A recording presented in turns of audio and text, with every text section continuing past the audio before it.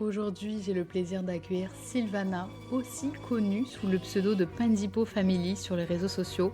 Et pour cet épisode, j'ajouterai même une corde de plus à son arc, puisqu'une annonce s'impose. Sylvana est désormais ambassadrice et partenaire de Change to International. Elle représente la profession d'infirmier et d'infirmière pour toutes ceux et celles qui souhaitent s'expatrier au Québec. Elle vous accompagnera dans la demande d'équivalence et vous partagera les informations clés à connaître pour réussir ce beau projet. Je vous laisse découvrir son parcours et je vous invite également à consulter notre site web afin d'en apprendre davantage sur notre ambassadrice et sur les offres proposées dans le cadre de cette belle collaboration. Je suis extrêmement heureuse de lui donner la parole aujourd'hui. Sylvana est infirmière française, désormais membre de l'Ordre des infirmières au Québec, mais aussi directrice d'un centre communautaire. Oui, nous allons parler d'évolution professionnelle ici, au-delà de la pratique, et tout ce que le Québec peut offrir en termes d'opportunités et d'ambition professionnelle. Bref, je vous souhaite une très très bonne écoute et je vous dis à très vite. Bonjour Sylvana, Bonjour Amélie. comment vas-tu? Écoute, ça va fraîchement, mais ça va. Super, bah écoute, moi je suis très contente de commencer la journée avec toi, avec l'enregistrement de cet épisode. Pour commencer, je te propose qu'on rentre dans le vif du sujet. Pourrais-tu te Mhm. présenter à nos auditeurs? Oui, alors Sylvana, je suis le petit accent, hein, je suis française. J'ai 34 ans, je suis maman de trois jeunes enfants de 10 ans, bientôt 8 ans et 4 ans.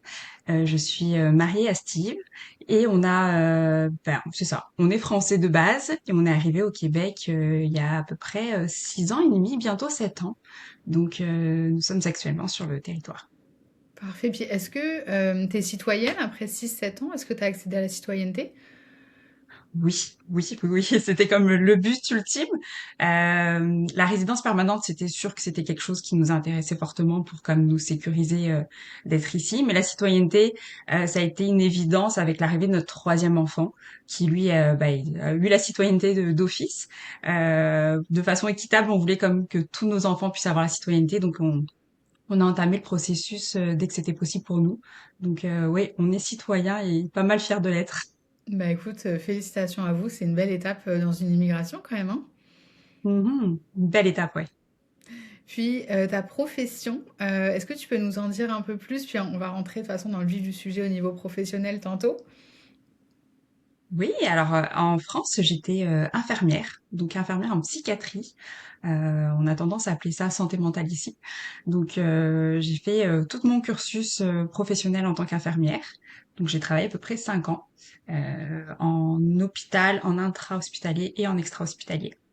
Puis j'ai continué en arrivant au Québec pendant un petit bout.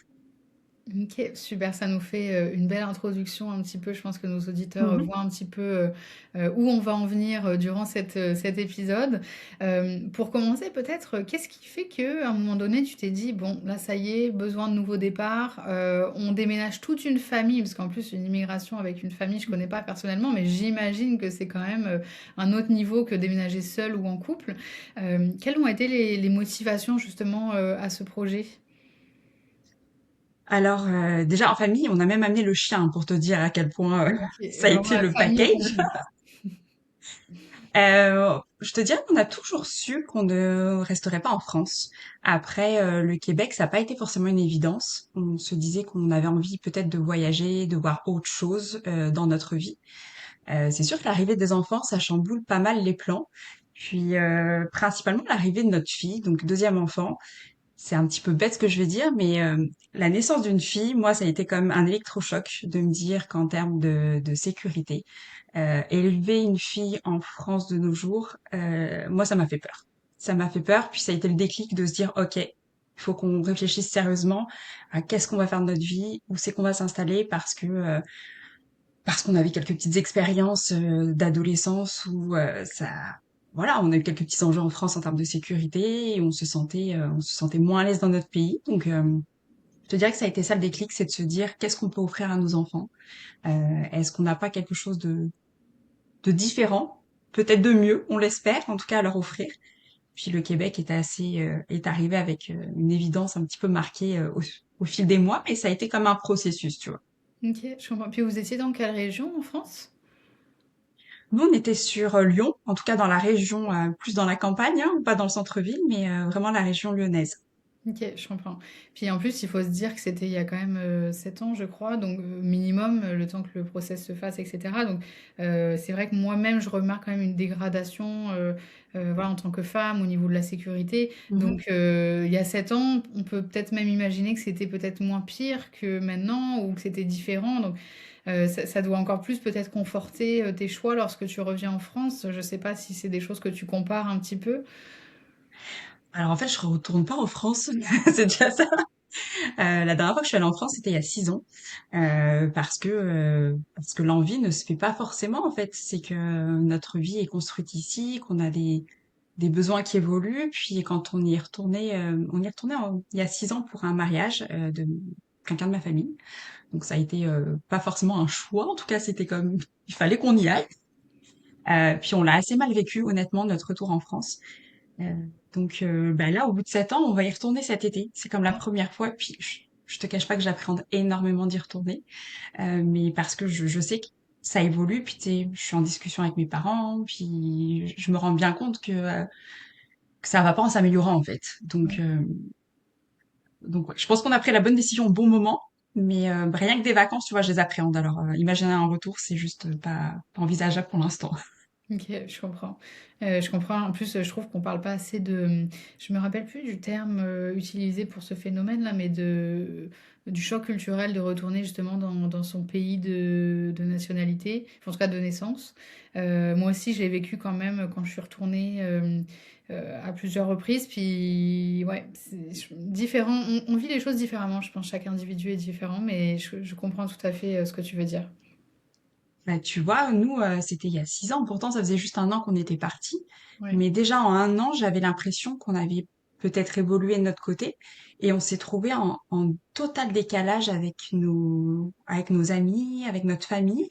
On se sentait déjà plus à notre place, alors que ça faisait juste un an qu'on était partis. Donc, on s'est dit, bah, en fait, heureusement qu'on se sent bien au Québec, parce qu'on se sent pas du tout bien, arrivé en France. Donc, c'est ça, je pense qu'il y a quelque chose qui évolue, en tout cas on change, donc c'est ça. Je comprends, je comprends. Puis, au niveau justement de ta situation professionnelle en France, ça ressemblait à quoi en fait avant le départ?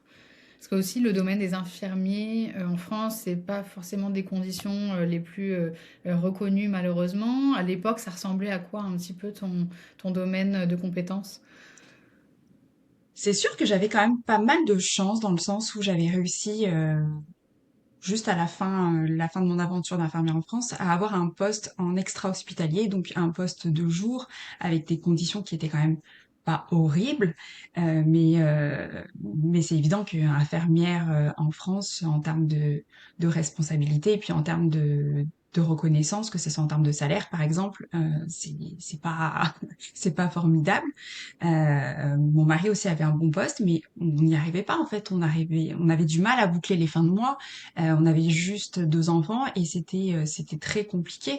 Donc on n'avait pas l'impression de vivre, mais plutôt de survivre. Tu vois, on attendait les fins de semaine et les week-ends avec impatience, mais encore là, on n'avait pas le pouvoir d'achat pour pouvoir forcément se promener, voyager. Enfin, ouais, c'est ça. On était plutôt en mode survie activée. Puis c'est là où tu te dis, ça fonctionne pas. Enfin, on travaille fort toute la semaine, puis on n'est même pas capable de se faire plaisir au quotidien. C'est pas une vie. En tout cas, on la concevait pas comme ça à ce moment-là, quoi. Mais oui, je comprends. Et est-ce que le choix justement du Québec, tu disais que c'était un choix progressif. Dans quelle mesure les opportunités professionnelles pour ta profession ont été un choix, ont été un élément décisif dans la balance? C'est sûr que la balance, nous, bon, on n'est pas très doué en anglais, même si on tente de s'améliorer, mais pour nous rassurer, ça nous prenait vraiment quelque chose de francophone. Ok. Donc déjà, tu barres pas mal de pays de la liste, hein. Oui. Ça nous ça nous prenait quelque chose aussi qui soit pas trop loin non plus en avion, parce que justement, on emmenait la famille entière avec le chien y compris.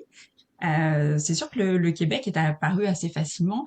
Le fait de savoir qu'il y avait une reconnaissance de mon diplôme d'infirmière, ça a été un élément aussi en faveur du Québec, de se dire bon ben voilà, il y a une équivalence de possible. J'ai pas tout fait pour rien non plus, donc je vais pas tout perdre, je vais pas recommencer à zéro. Il y a quelque chose quand même qui peut se tenter. Euh, c'est l'ensemble de ces choses là qui ont fait que bon, pourquoi pas essayer. Puis, je sais pas si tu es au courant, mais nous, on n'avait jamais visité le Canada, quoi. Ok. On s'est vraiment, non, jamais, jamais, jamais. On s'est lancé dans une aventure en se disant, on arrive à un point de non-retour où on n'est plus vraiment heureux en France, puis on n'a rien à perdre, en fait.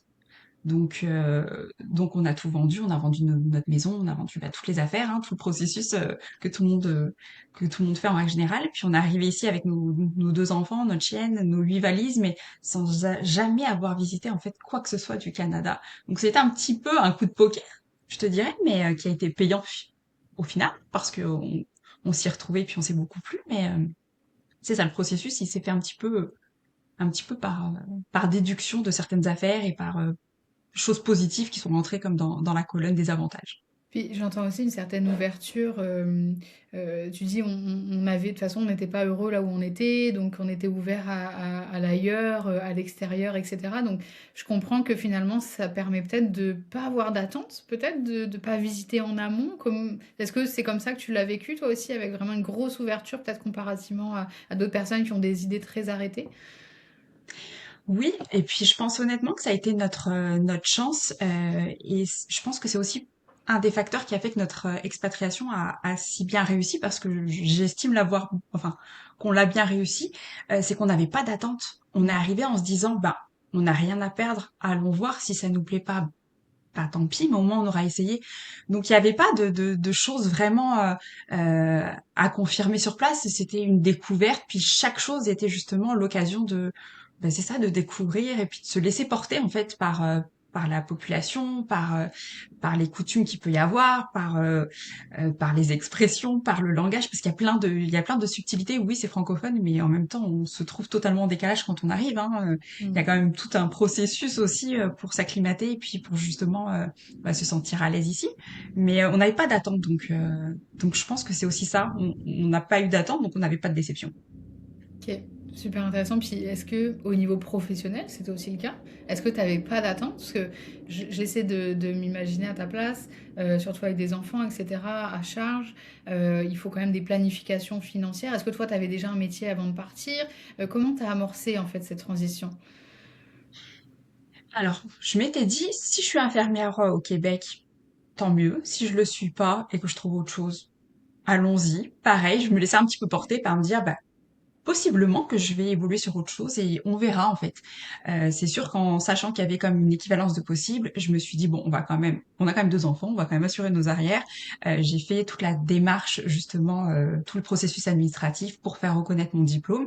Je voulais vraiment me miser un petit peu de partout, tu vois, mes jetons en me disant ben si jamais je veux être infirmière, je vais me donner les moyens de l'être. Si jamais je veux faire autre chose, ben, je me laisserai tenter par autre chose.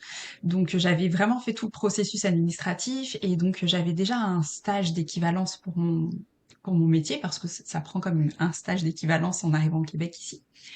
Donc j'avais déjà les coordonnées, j'avais déjà un hôpital qui était prêt à m'accueillir, qui m'attendait. Ok. C'est sûr que le processus prend quelques semaines, voire quelques mois. Nous, on est arrivé alors que le processus n'était pas totalement finalisé. Donc, ça m'a permis aussi de faire quelques petits jobs plutôt alimentaires, mais histoire de voir un petit peu, c'est ça, le contexte de travail, la population, puis de découvrir autre chose. Donc, j'ai été comme éducatrice, par exemple, en garderie. J'ai été vendeuse aussi dans un magasin, le temps que toutes mes autorisations soient bouclées pour que je puisse justement travailler en tant qu'infirmière. Mais c'est ça, on se laissait la possibilité de. Ah ouais, c'est génial, j'adore cet esprit d'ouverture, encore une fois, qui revient, parce que dans le cadre d'une équivalence, on peut voilà, être assez stressé sur le timing, etc. Puis on ne contrôle pas tout, hein, comme tu l'as dit, il y a voilà, des autorisations qu'on attend de gauche à droite, etc. Donc je trouve ça vraiment bien d'aborder ça avec une certaine légèreté et voilà, une ouverture à éventuellement faire d'autres jobs en attendant. C'est vraiment tout à ton honneur, je trouve ça vraiment génial. Est-ce que c'est fort long avant de pouvoir justement amorcer ces procédures? Je veux dire, combien de temps avant de partir il faut y penser finalement? plus tôt c'est le mieux, j'ai envie de dire. C'est sûr que il y a plein de choses qui ne dépendent plus de nous, quoi. Il y a des dossiers qui sont envoyés et puis il y a quelque chose que je peux peut-être reprocher, je dirais un peu au Québec, c'est que selon moi, tout prend du temps en termes de processus administratif. Donc il y a plein d'étapes à franchir qui ne dépendent plus de nous. Puis c'est vraiment frustrant quand on attend après ça. Donc c'est sûr qu'un 9 mois, je pense que ça peut être pas mal pour pouvoir vraiment bien se préparer. Tout dépend aussi de la structure familiale. C'est sûr que s'il y a des enfants, s'il y a une école, une rentrée à faire, c'est quelque chose qu'il faut comme organiser aussi dans le processus, dans le calendrier du moins, de se dire bon bah en termes d'échéancier, faut se préparer, mais faut préparer aussi tout le reste parce qu'il y a des inscriptions aux écoles, enfin il y a plein de choses à préparer. Donc je dirais qu'une petite année, ça peut être confortable. OK. Puis on dirait que ça correspond aussi pas mal, on va dire au temps, de préparation pour l'aspect immigration. Voilà, dans ce Mhm. podcast, on va pas s'étaler sur l'aspect personnel, immigration familiale, mais c'est tout un volet aussi qui est à faire en parallèle en fait de notre immigration professionnelle. Donc je suis d'accord avec toi, je te rejoins avec le fait qu'une petite année avant, euh, c'est pas de trop là, surtout avec des enfants, etc. Je me dis, il vaut mieux quand même être organisé et à l'avance. Oui, bah en fait, c'est plus confortable. C'est juste ça, c'est que l'arrivée, elle est moins précipitée et puis d'avoir déjà des choses de réaliser et puis des étapes de franchie, c'est rassurant parce qu'on fait un saut dans le vide hein, quand on arrive. Donc, on est déjà là confronté à nos propres peurs, nos inquiétudes. On se demande est-ce qu'on a bien fait, pas bien fait. Donc, s'il y a déjà des éléments concrets qui peuvent nous rassurer, autant se laisser la chance de réussir tout ça, quoi. Tout à fait, tout à fait. Et est-ce que tu pourrais nous détailler vraiment de façon sommaire un petit peu les étapes clés dans justement cette demande d'équivalence à faire avant de partir? Admettons, est-ce que c'est un dossier? Est-ce que c'est, je sais pas moi, un questionnaire? Est-ce que c'est un test? Enfin, est-ce que tu pourrais peut-être nous donner les étapes clés qui composent cette équivalence de diplôme que tu as faite au début? Alors, effectivement, c'est un gros dossier administratif. C'est principalement ça qu'on fait Ok. à distance. C'est un gros dossier administratif et puis il faut vraiment avoir toutes les heures déjà travaillées dans la profession. Donc, il faut vraiment pouvoir se rapprocher des anciens employeurs, d'avoir vraiment des attestations c'est ça, de quantité de travail en termes d'heures, mais aussi en termes de tâches effectuées. Selon la spécialité où on travaille en tant qu'infirmière, on peut avoir des gestes plus ou moins techniques. En fonction du secteur aussi, il y a des choses qui peuvent être reconnues à 100%, d'autres peut-être un petit peu moins. Ça dépend vraiment aussi de par qui vous allez être recruté. Est-ce que c'est par un hôpital? Est-ce que c'est par un SUS qui va vous mettre plus dans une maison de retraite, ce qu'on appelle ici les CHSLD? Ça dépend vraiment un peu de la spécialité aussi qui va vous recruter, qui va regarder un petit peu ce que vous avez pu faire dans le passé. Mais vraiment, pour l'OIQ, qui est l'ordre professionnel des infirmiers et des infirmiers du Québec, ça prend vraiment les attestations, c'est ça, de savoir combien vous avez travaillé dans les dernières années en tant qu'infirmier, c'était quoi vos tâches. C'est un gros dossier un petit peu de ce type-là. Puis après, c'est sûr qu'il y a des frais aussi annexes, parce que c'est un permis qu'on renouvelle à chaque année. Donc il y a des frais, ça fait un tarif, il faut payer des frais là-dessus. Après, ça va être tout ce qui est recherche d'antécédents, judiciaire, ce genre de choses aussi. Euh, c'est comme Visite des médicale autorisations. aussi, j'imagine? Exactement, visite médicale aussi. Avec le PVT, de toute façon, quand on prend une assurance comme privée, ça demande souvent des, des balises aussi en termes de visite médicale, que vous n'ayez pas de soucis particuliers. Bah, c'est sûr qu'avec infirmière, il y a une grosse visite médicale à passer.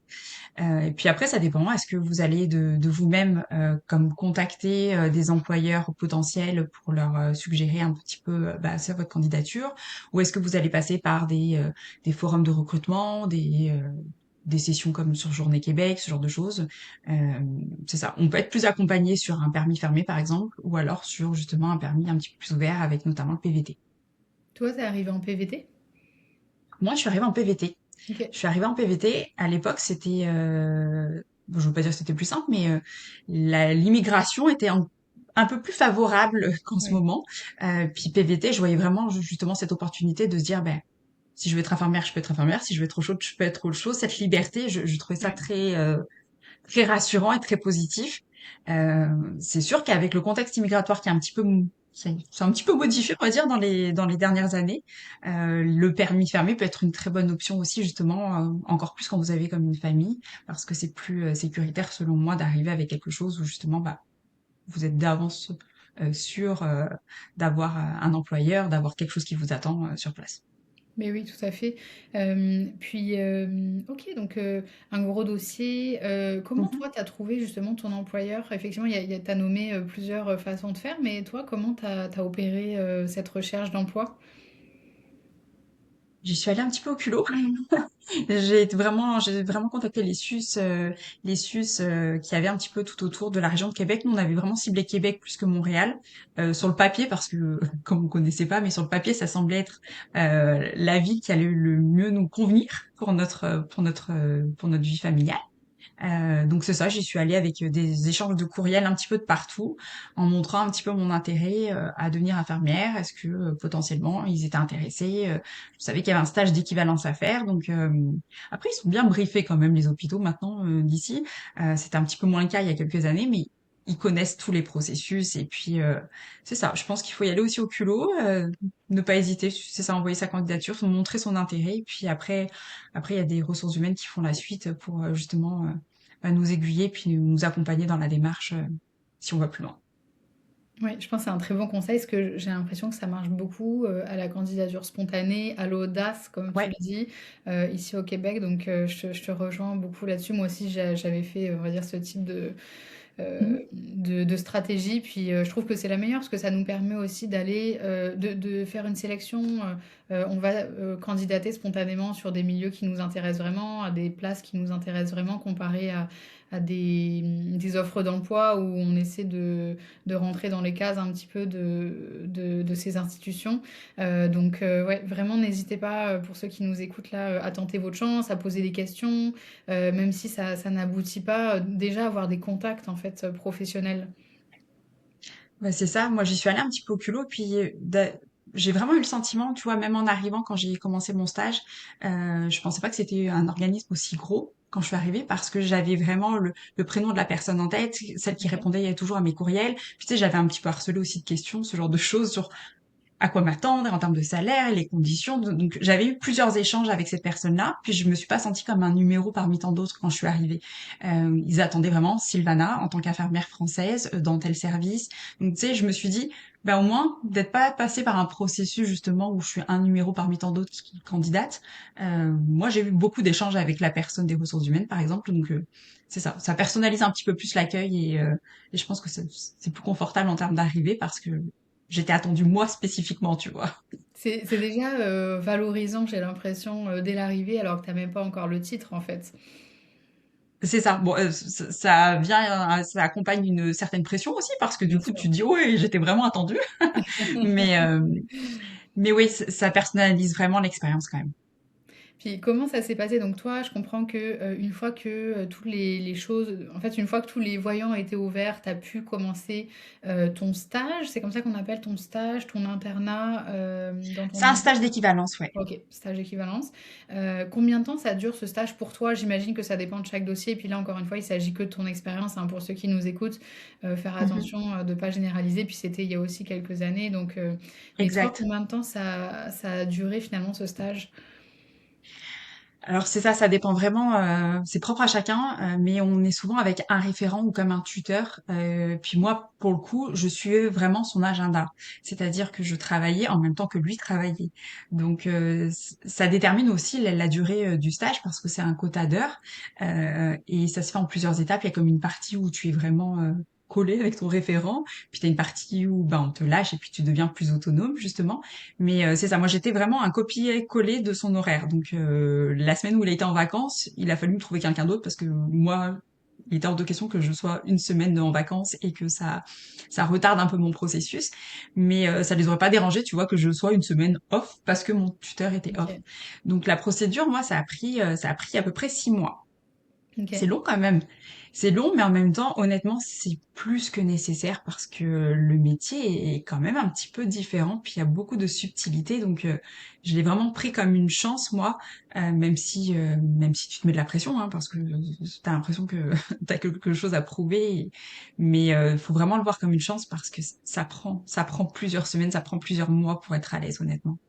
Puis, ne serait-ce qu'avec le nom des médicaments, d'ailleurs Mais oui. médication, c'est plus le terme qui est utilisé au Québec, mais je sais que le nom aussi de certains médicaments sont différents. Enfin, c'est vrai que je m'imagine vraiment dans le domaine médical physique là et pas santé mentale, où là il y a Mhm. déjà aussi un autre jargon, mais c'est quand même différent. Qu'est-ce que tu as trouvé le plus dur toi dans le cadre de ce stage? Et j'ai plein de petites choses que j'ai pu trouver dures, mais je te dirais peut-être c'est bête, hein, mais la barrière de la langue, parce que j'étais arrivée avec convaincue ma seule certitude, c'était il parle français, puis ça me rassurait énormément. Alors oui, il parle français, mais quand tu arrives, il y a quand même un décalage et il y a vraiment quelque chose qui bloque au tout début parce que tu n'as pas les expressions, que tu n'as pas le même accent. Et ça paraît très cliché, hein, mais honnêtement, j'ai mis plusieurs semaines à être à l'aise parce que ça parlait par exemple trop vite et que je comprenais pas forcément tout le fil de la discussion. Je me souviens très bien le premier soir où je suis arrivée, on m'a demandé d'aller chercher le cartable rouge dans la pièce d'à côté. Pas de souci, tu vois. J'arrive dans la pièce, cartable rouge. Moi, je ne vois pas de cartable rouge. Je comprends par la suite qu'on parle d'un classeur en fait, d'un classeur avec des anneaux, tu vois. Mais c'est là où je me suis dit, ouh là là, à quel point il y a des différences. Et puis c'est comme ça en fait tout au long de la soirée. Moi, je travaillais de soir, mon stage était de soir, et ça me demandait une énergie folle en fait, juste à comprendre et assimiler les différents mots. Et puis on en rigolait moi avec mon mari, c'est que tous les soirs on se faisait comme, ok, t'as appris quoi comme mot aujourd'hui? Moi j'ai appris ça. Puis on se faisait comme un petit défilé, tu vois, dictionnaire quoi. Mais on en apprend pendant des semaines et des semaines. Il y a tellement de subtilité. Euh, donc ça, j'ai trouvé ça dur. En plus de effectivement oui, le nom des molécules peut être pareil, mais le nom des médicaments, c'est pas du tout la même chose. La responsabilité pour le métier est totalement différente. Il y a des tâches que l'infirmière ne fait pas en France, qu'elle a le droit d'effectuer au Québec, euh, qui sont réservées, nous, en France, aux médecins. Donc, c'est plein de petits apprentissages qui fait que, effectivement, ça demande une bonne énergie. Et c'est ça que j'ai trouvé le plus dur au début, c'est que j'étais brûlée de chaque soirée que je pouvais effectuer, puissance 1000, quoi. Mais oui, je comprends. En fait, ça fait tellement de nouveautés d'un coup, de par Mhm. l'équivalence, de par le langage, la culture. En plus, tu travaillais de soir, donc j'imagine que ça devait être aussi une organisation familiale assez pas toujours évidente. Quelles sont les actions, justement, les actes que les infirmières peuvent faire qui t'ont surprise comparativement à la France, justement? C'est vraiment ce que je te disais un petit peu en termes de responsabilité, c'est que par exemple, quand on va avoir un patient dans une chambre, il y a tout un volet d'évaluation que l'infirmière a le droit de faire. Donc elle va pouvoir effectuer vraiment le petit check-up du patient qui en France, nous, c'est vraiment réservé. C'est le médecin qui te dit, ben prends telle affaire, fais telle affaire. Là, il y a tout un volet auscultation, par exemple, avec les stéthoscopes, où c'est l'infirmière vraiment qui est responsable de ça, mais le médecin intervient très très peu. Puis dans la collaboration avec les médecins, justement, j'ai trouvé qu'elle était vraiment fantastique comparée à la France. Et je me sentais pas, tu vois, inférieure à devoir forcément faire des actes dédiés juste aux infirmières où on me demande de faire telle tâche, telle tâche. Il y avait vraiment une liberté puis un pouvoir. En fait, l'infirmière est vraiment écoutée ici et vraiment valorisée. Donc ça, au quotidien, ça fait une énorme différence, quoi. Tu m'étonnes, tu m'étonnes. Et est-ce que durant ce stage, toi, t'étais rémunérée? Oui, alors c'est propre à chaque organisme, je te dirais, en Ok. termes de salaire. Puis je sais que ça a évolué aussi au fil des années. Moi, à mon époque, c'était un montant qui était fixe, donc c'était assez bas. Hein, c'était comme 20 et quelques pièces par heure de travail. Je sais qu'il y a d'autres organismes qui reconnaissaient tout de suite l'ancienneté de l'infirmière en France et qui pouvaient les rémunérer plus. Ça n'a pas été mon cas. Moi, il a vraiment fallu que je termine mon stage pour pouvoir arriver à un autre échelon. Donc oui, c'est rémunéré et heureusement, mais ça reste que honnêtement, les premiers temps, ça peut être difficile parce que justement, on vient avec une idée en tête de se dire, bah, je vais être payé tant. Sauf que la phase de stage, ça peut être un petit peu moins. Donc c'est ça, ça prend un petit coussin financier, je te dirais, pour être, bah, en fait, pour faire sereinement son stage. Oui, je comprends tout à fait. Puis il y a toujours des imprévus. En fait, je pense que la seule certitude de l'expatriation, c'est qu'il y a des imprévus, surtout au niveau financier, je trouve, dans le cas d'une équivalence. Finalement, le salaire, il est moindre que ce qu'on pensait. Finalement, je sais pas, moi, on doit faire plus d'observations, donc peut-être le salaire, il est moindre à ce Mhm. moment-là. Donc je suis d'accord avec toi sur le fait de sécuriser, en tout cas, le maximum possible. Et surtout, comme tu l'as dit tantôt, de pas hésiter à poser des questions quitte à un petit peu être insistant ou reposer des questions, revalider des choses, parce qu'en plus la lecture, la compréhension culturelle peut parfois jouer dans la communication quand c'est par mail, etc., avant l'arrivée. Donc ouais, je te rejoins là-dessus. Et est-ce que toi, tu as eu des cours universitaires à faire dans le cadre de cette équivalence ou c'était vraiment ce stage?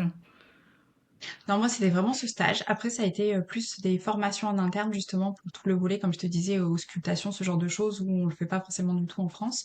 Donc, c'est plus des formations qui te donnent en interne pour pouvoir, bah, c'est ça, que tu puisses avoir les nouvelles compétences qu'ils exigent ici. Mais non, j'ai pas eu de cours spécifiques à suivre. Ok, ok. Donc finalement, c'est ce gros dossier. Attendre que Ouais. tous les voyants soient ouverts, donc une étape qui peut être un peu longue, etc. Mais bon, Mhm. on prend, faut patienter. Trouver un milieu de stage, faire le stage, puis dans le fond, c'est pas mal ça. Ça paraît très simple comment je le dis, mais c'est bien plus compliqué que ça. Mais c'est les grandes étapes, tu dirais, ou est-ce que j'en oublie? Non, c'est vraiment les grandes étapes. Puis le gros du gros, qu'on se le dit, c'est vraiment le stage parce que ça Ouais. passe ou ça casse, hein, comme on dit. Ouais. Il n'y a pas de raison que ça casse, mais ça peut être une éventualité, effectivement. Euh, il faut quand même faire ses preuves. Enfin, je veux dire, c'est pas donné, c'est pas, faut pas y aller tranquille au stage. Moi, tu vois, j'étais infirmière en santé mentale en France et quand je suis arrivée ici, mon stage, et on m'a mis en médecine générale, ce qui n'est pas du tout mon domaine de prédilection.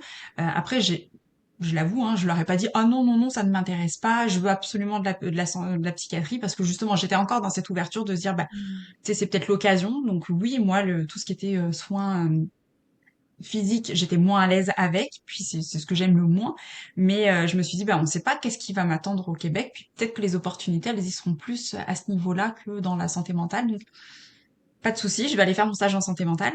Je vais justement pas en santé mentale. Ça a été exigeant parce que j'ai dû apprendre plein de choses que j'avais oubliées sur mes années de pratique, plein de choses techniques que je n'avais plus fait depuis des années. Donc euh, c'est ça, c'est l'occasion de se remettre un petit peu à niveau sur des choses qu'on a pu oublier, mais ça reste qu'il faut quand même faire ses preuves pour pouvoir obtenir ce stage. Donc c'est rare, mais ça peut arriver aussi de ne pas réussir ton stage. Faut l'avoir en tête. Ouais, effectivement, il faut l'avoir en tête et je trouve que ça demande beaucoup d'humilité. En tout cas, moi, de mon expérience, donc je sais pas si toi, dans ton expérience, c'est aussi ce que tu as pu observer, mais d'humilité, de se dire, bah, peut-être il y a des choses que j'ai appris, que je vais devoir faire différemment, ou des choses que je vais devoir désapprendre, ou justement des choses sur lesquelles je vais devoir m'adapter, qui sont un peu Mhm. en dehors de ce que j'avais en tête dans mon cadre professionnel avant. J'ai l'impression que ça demande vraiment beaucoup d'être tout le temps en adaptation, d'être humble et d'avancer quand même, en fait, même si bah, il y a beaucoup d'inconfort, en fait, dans ce genre de stage, généralement.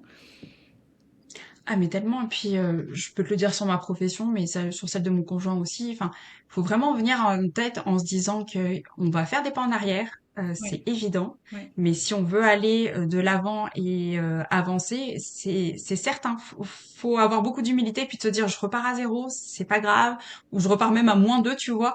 ouais. Mais ça en vaut la peine. Moi, je vais prendre mon conjoint, mais tu vois, il est revenu sur un poste moins avec moins de responsabilités, puis il est revenu comme à la base. Mais en même temps, c'est le jeu. Enfin, je veux dire, on arrive dans un nouveau pays. Euh, oui, ils ont besoin de main-d'œuvre, mais ils nous attendent pas non plus après nous, forcément, quoi. Il faut faire ses preuves. Tout à fait. Puis, une fois que tu fais tes preuves, l'évolution, tu sais, elle se fait facilement. Puis, il y a plein d'opportunités possibles. Mais c'est ça, faut le prouver. Donc, faut pas avoir peur de faire des petits pas en arrière parce qu'après, le bon, on peut le faire dans l'autre sens. Mais tu me fais une excellente transition puisque toi, tu as fait quelques pas en arrière, mais en fait, tu as fait un gros bond Ouais. en avant. Est-ce que tu peux nous dire ce qui s'est passé pour toi après justement l'obtention de ton titre d'infirmière? C'est ça, bah, j'ai terminé mon stage, donc j'ai eu officiellement mon titre d'infirmière clinicienne ici. Moi, avec mon PVT, j'avais la chance justement de pouvoir justement partir où je voulais. Puis j'avais pas envie de rester forcément infirmière typiquement dans l'hôpital. Je me suis dit c'est ma chance d'aller voir qu'est-ce qui se passe ailleurs. Donc je me suis mis en agence de placement. L'objectif c'était de se dire ok en un minimum de temps je vais faire un max de place pour voir un petit peu la profession un petit peu de partout puis voir qu'est-ce qui m'intéresse le plus et où c'est que je pourrais m'épanouir. Manque de bol, la pandémie est pas mal arrivée à ce moment-là. Euh, Manque de bol, mais en même temps, ça a été ma chance aussi. C'est-à-dire que oui, j'étais en agence de placement, donc j'ai bougé un petit peu de partout, mais je suis restée fixe à un moment donné avec la pandémie en CHSLD, donc auprès des personnes âgées, ce qui n'était pas forcément ma clientèle de choix. Mais je sentais que c'était là où il fallait que je sois à ce moment-là. Je suis restée infirmière là-bas un bon bout, malgré le fait que je sois en agence. Ça m'a permis justement d'évoluer, même en étant en agence de placement. Tu sais, j'ai été capable de remplacer plusieurs fois des chefs d'équipe, ce genre de choses. Donc j'ai fait mes preuves. Puis ça m'a permis justement, avec les mois et les années qui ont suivi, à postuler à des postes de responsabilité. J'ai été directrice de soins dans une RPA, qui est comme une maison de retraite finalement, une résidence pour aînés, on appelle ça ici. Puis après, j'étais chef d'unité en CHSLD aussi, et à présent, je suis directrice moi d'un centre communautaire. C'est ça, un poste de gestionnaire. Ça fait donc maintenant 4 ans et demi, 5 ans que je suis gestionnaire c'est ça, dans le réseau, que ce soit en santé ou plus dans le milieu social, mais c'est pas mal ça pour mon évolution. Waouh, c'est très bien résumé. Puis alors donc là, si mes calculs sont bons, tu me diras si je me trompe, mais donc finalement 2 3 ans après l'obtention de ton titre d'infirmière, tu as accédé à un poste de gestionnaire à responsabilité, c'est ça? Ouais, mais même ça va faire 5 ans que je suis dans la responsabilité de ouais, c'est ça. Ça va faire 5 ans. Donc ça fait donc en fait tu es restée, on va dire, dans un poste d'infirmière, donc principalement dans en fait dans le moment de la Covid, agence de placement, Mhm. tu es restée à une même place un peu plus longtemps. Ça a Ouais. duré 2 ans en fait, cette période où vraiment tu avais ton titre d'infirmière et puis ta fonction principale était vraiment ton métier d'infirmière. Je te dirais, ça fait à peu près 1 an et demi. Tu rajoutes les 6 mois de stage, on arrive aux 2 ans. Puis ça fait faire 5 ans que je suis gestionnaire. Ouais.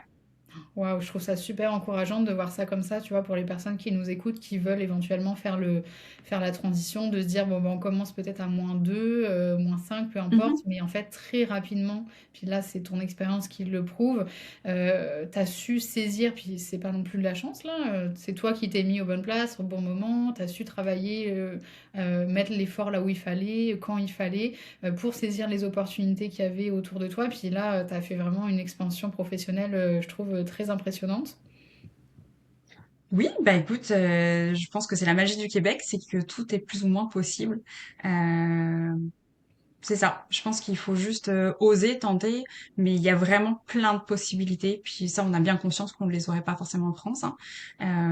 Tu vois, là, je continue des cours en parallèle parce que j'ai envie de pouvoir me dire, ben, j'aurais peut-être d'autres évolutions dans l'avenir, mais c'est pas forcément des critères indispensables ici. Oui, les études, c'est important, mais justement, de faire ses preuves, ça peut être aussi un bon moyen d'évoluer sans forcément avoir les diplômes nécessaires. Il y a plein de possibilités en fait.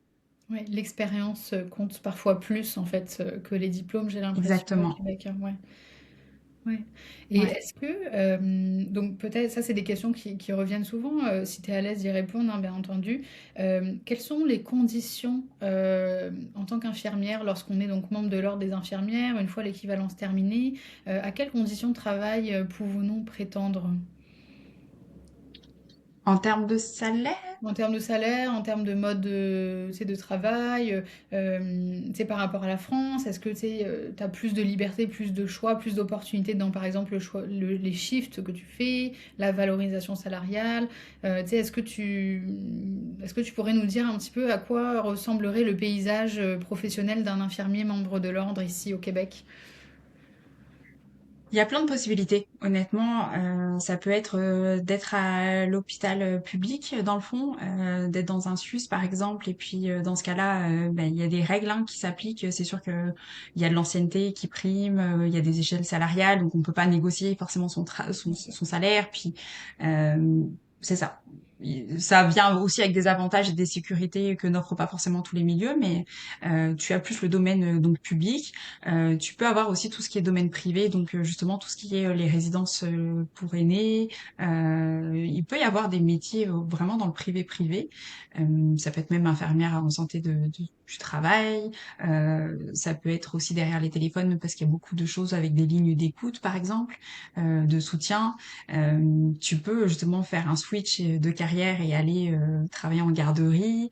Euh, il y a plein d'évolutions possibles. Tu peux être aussi autonome, travailleur autonome en tant qu'infirmière. Tu peux aussi développer une activité différente, que ça soit sous forme de cabinet médical, euh, ou alors t'allier avec une pharmacie. Ça se fait bien, ça. Je connais des infirmières, moi, c'est ça, qui se sont mis avec une pharmacie, puis qui vont faire tous les soins dans une pharmacie telle journée, par exemple. Euh, Travailleur autonome, il y a plein de possibilités aussi. Tu peux te spécialiser puis devenir comme une infirmière IPS aussi. Donc là, il faut reprendre un petit peu d'études, mais il y a plein de voies différentes et possibles, honnêtement, avec le métier. Puis t'es pas forcément rentré dans la classe infirmière pour rester infirmière. Donc tu peux faire ton métier ailleurs et tout dépendamment de ce que tu fais, tu peux continuer aussi à cotiser à ton ordre professionnel et garder ton titre. Euh, Ça prend un minimum d'heures de travail en tant qu'infirmière par an à justifier, mais ça peut être au niveau de l'accompagnement. C'est pas forcément des soins de santé physique, quoi. Ça peut être plein de choses. Ça peut être de l'accompagnement.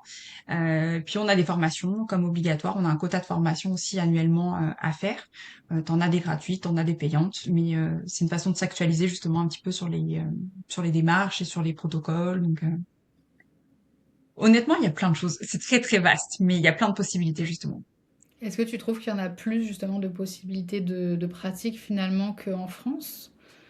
Ah bah tellement, Ouais. oui, effectivement. C'est là, tu me cites tellement de choses, je me dis waouh, attends, je suis pas sûre qu'en France, il y ait autant, mais c'est pas mon domaine, donc tu sais, je préfère te demander, mais Mhm. ça paraît effectivement très riche en fait. Bah, tu peux être même professeur pour d'autres infirmiers, par exemple, Mm. qui sont en études. Tu sais, ça demande pas forcément des diplômes spécifiques. Encore là, faut Ouais, savoir se vendre et puis faut avoir de l'expérience dans le domaine, mais tu peux devenir professeur. Enfin, je te dirais que c'est ça. Tu rentres pas dans une case forcément infirmière privée ou publique comme tu peux retrouver en France. C'est pas mal public, privé ou alors cabinet médical, hein, soins infirmiers à domicile, mais ça reste que c'est ça, c'est plus encadré qu'ici, ben, il y a quand même une certaine souplesse. ok, je comprends. Puis est-ce que justement, on entend infirmier, clinicien, pas clinicien, ça peut mêler pas mal les Français qui veulent se projeter au Québec. Est-ce que tu pourrais nous en dire un peu plus à ce sujet? En fait, ça va vraiment dépendre enfin, c'est ça, des études que vous avez fait en France. C'est sûr que moi, mon diplôme a été fait, je dis pas de bêtises, en 2012, 2012 à 2015. Ma formation, ça a été reconnu en licence à un moment donné, la formation d'infirmière. Donc, on a un niveau bac+3. C'est ce qui fait qu'ici, au Québec, ça nous donne le statut d'infirmier clinicien parce qu'à partir du moment où tu vas à l'université, ils considèrent justement que tu es infirmière clinicienne. Euh, il y a quelques infirmières qu'on appelle techniciennes ici, qui ne sont pas forcément à l'université, qui ont fait un cursus un petit peu moins gros, mais on en retrouve de moins en moins. Euh, j'ai l'impression que c'est plus pour récupérer peut-être ceux qui avaient des études inférieures à un moment donné. Mais Ok. depuis qu'il y a eu comme un changement, tu vois, des études, puis l'accord, l'équivalence qu'il y a entre la France et le Québec nous donne le titre, en fait, nous confère le titre de clinicien. Ok. Mais il y en aura de moins en moins des techniciens, de toute façon, parce que maintenant, tout le monde va à l'université pour faire son diplôme. Oui, ils veulent un petit peu augmenter, on dirait, les critères, en tout cas peut-être les Ouais. exigences. Mais je trouve ça vraiment, je trouve que c'est très encourageant comme nouvelle pour peut-être les personnes qui veulent faire le saut, encore une fois, de savoir que, ok, on accède directement déjà infirmier Mhm. clinicien et non pas technicien. Donc il y a Mhm. quand même déjà une valorisation qui paraît juste. Et est-ce que au niveau du salaire, je sais que infirmier clinicien c'est déjà plus valorisé aussi que infirmier technicien. Est-ce que tu es d'accord avec ça? Est-ce que tu vois beaucoup de différences avec les prétentions salariales en France? C'est le jour et la nuit, hein. Quand je suis arrivée, donc stage effectué, je te dirais, parce que le stage, enfin, ça rend pas justice au métier après, mais sur l'échelon où j'étais, pour la même expérience en termes de ce que je gagnais en France et au Québec, je gagnais le double. Pendant ton stage? Ouais. À la Hmm. fin de mon stage, donc ils ont récupéré mon expérience en France. Donc si je travaillais en France ou que je travaillais au Québec, typiquement sur la même type d'expérience, je gagnais le double de salaire. Donc ça en dit long, hein. Bah ouais, ça en dit long, hein. C'est tu gagnes aux 2 semaines ce que tu gagnais une fois par mois en France. Ça fait toute la différence, hein. Ah oui, oui, c'est dingue. Surtout qu'en plus, donc tu es dans la région de Québec qui est quand même, en tout cas Mhm. de mes connaissances, moins chère que la région de Montréal. Parce que les gens à chaque fois ils répondent oui, mais là le coût de la vie est plus cher, etc. Qu'est-ce que tu leur réponds toi? En termes du coût de la vie, France versus Ouais. Québec? Oui, oui, oui. Est-ce que tu Écoute, trouves que le double du salaire, il est, on va dire, cette valorisation est un peu diminuée parce que les gens pensent que le coût de la vie est tellement plus cher que finalement c'est un salaire équivalent, tu vois? je suis pas d'accord, moi. Je suis pas d'accord parce que tu sais, j'en ai déjà parlé moi dans mes vidéos YouTube que je peux faire sur le coût de la vie parce que oui, il y a enfin il y a des éléments spécifiques. Si tu recherches exactement quelque chose que tu connaissais en France en termes de produits, c'est évident qu'ici tu vas le payer plus cher. Si tu as une liberté, puis justement, bah, en fait, il faut s'adapter. Il faut pas chercher à recréer ce qu'on avait en France. Donc, si tu consommes plus local, oui, il y a peut-être quelques aliments qui sont plus chers que ceux de la France, mais au même titre que l'essence, ça, enfin, tu peux pas la comparer avec la France hein, en termes de, ça s'équilibre. Oui, je sais pas moi, les forfaits téléphoniques par exemple, ils sont plus chers ici, mais à côté de ça, comme je te dis, l'essence est bien moins chère. Le coût de la vie total fait qu'au final, honnêtement, c'est kiff kiff. Puis je le vois, moi, mes parents, ils viennent assez régulièrement quand même nous voir, au moins 2 fois par an. Euh, Eux, ils sont contents quand ils arrivent ici. Hein. Ils ont l'impression d'avoir un pouvoir d'achat. Qu'on se le dise aussi, c'est pas le même prix entre l'euro et le Ouais. canadien maintenant mais c'est pas plus cher. Il y a des choses plus chères, oui, mais il y a des choses bien moins chères. Donc au final, tout s'équilibre, puis nos salaires sont quand même vraiment plus intéressants. Ouais. Mais sur les grosses affaires comme les maisons, les choses comme ça, je suis désolée, c'est moins cher ici qu'en France. Mais je suis tout à fait d'accord. Puis pour moi, c'est quelque chose aussi de très encourageant de voir que bon, bah, tu fais le double de ton salaire et en plus, tu as quand même un pouvoir Mhm. d'achat qui est pas négligeable. Parce que oui, le coût de la vie est différent, mais comme tu l'as dit, je pense que ça s'équilibre beaucoup en fonction de chacun son mode de vie finalement. Mais si tu es prête à t'adapter, à faire preuve d'ouverture, etc., c'est sûr que tu peux t'y retrouver. Après, à Montréal, c'est peut-être une autre affaire avec les loyers, etc., en ce moment qui augmentent. Mais encore là, si tu compares à Paris, mon Dieu, Montréal, c'est Ah, pas c'est cher ça. en fait.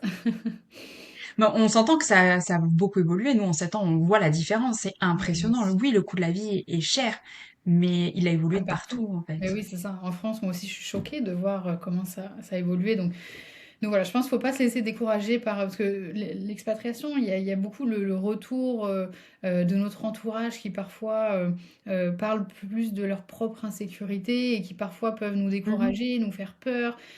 Surtout quand on fait des démarches d'équivalence où, bah, comme tu le sais, ça demande quand même une certaine détermination, motivation, il ne faut pas lâcher. Donc voilà, on se rassure, je pense qu'il faut regarder les chiffres, il faut regarder les résultats finaux, parce que l'équivalence c'est en fait un gros investissement, et qui pour toi a été un très bon investissement, visiblement, que ce soit au niveau perso, pro, comme tu l'as dit, je trouve que ton expatriation est quand même très réussie jusqu'à présent. Mhm. Oui, après, c'est pas le monde des bisounours, hein, parce Ouais. que je me dis, je veux pas vendre du rêve non plus. Tout n'est pas parfait, puis il y a des choses qui nous correspondent un peu moins. C'est pas l'idéal, mais ce sera l'idéal nulle part, tu vois. On est bien, puis on est heureux dans ce qu'on est, mais effectivement, je veux dire, le taux de criminalité, si tu regardes la sécurité, oui, il y a des choses aussi qui fonctionnent pas bien ici, mais quand on fait le comparatif, il n'y a pas photo pour nous parce qu'on se sent beaucoup mieux ici. Mais effectivement, tout n'est pas parfait tout le temps. Ouais. Hein. Faut pas non plus croire que.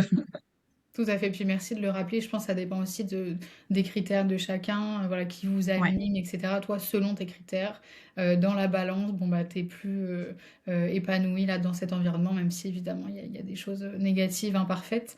Est-ce que peut-être pour clôturer cet épisode, tu pourrais, est-ce que tu aurais des conseils, un conseil peut-être à donner à des infirmiers français ou francophones qui nous écoutent, qui envisageraient de sauter le pas pour le Québec?